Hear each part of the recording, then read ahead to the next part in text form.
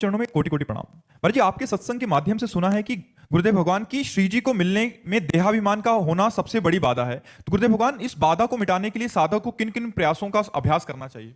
सबसे पहले तो सदगुरुदेव भगवान की शरण में होना चाहिए, फिर भक्तों के पावन चरित्रों का कथन और श्रवण होना चाहिए। भक्तों के पावन चरित्र कथन श्रवण से बहुत जल्दी हृदय निराभिमानी हो जाता है।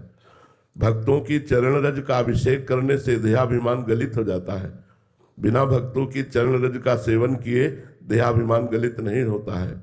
लहु गणित तपसा न याति न चेज्या न निरूपणाद गृहाद्वा न छंदसा नैव जलाग्नि सूर्यो बिना महत्पाद रजोभिषेकम।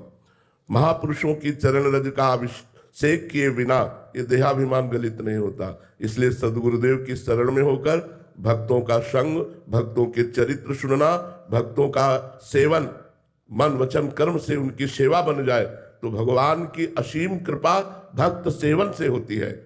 भगवान की कृपा जिसे प्राप्त करनी है वो भक्त सेवन करे। भक्त सेवन करने से जिनकी संगति रात जाति कुल मद सब नन सही।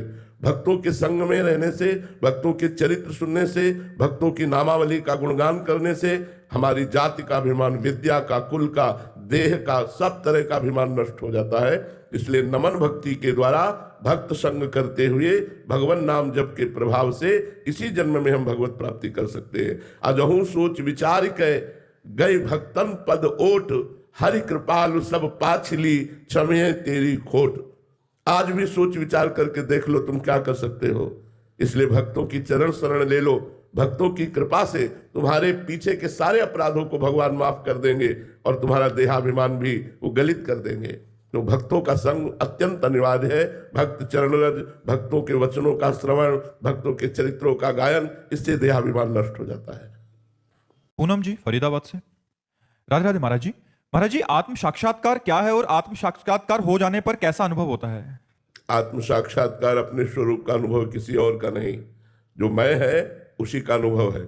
अभी मैं देह भाव में लग गया है, मैं अंतःकरण में आरोपित हो गया है, अंतःकरण इंद्रियों के साथ विषय भोगों में लगा हुआ है। तो आप अनुभव ही नहीं कर सकती, भावना ही नहीं कर सकती, कल्पना ही नहीं कर सकते कि आत्मस्वरूप क्या है।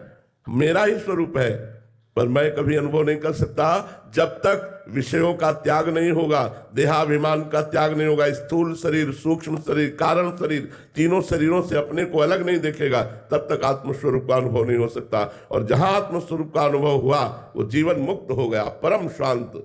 ब्रह्मभूता प्रसन्नात्मा न सोचति न कांक्षति समाः सर्वेषु भूतेषु मद्भक्तिं लभते पराम। वो आत्मस्वरूप का बोध प्राप्त हुए ब्रह्मभूत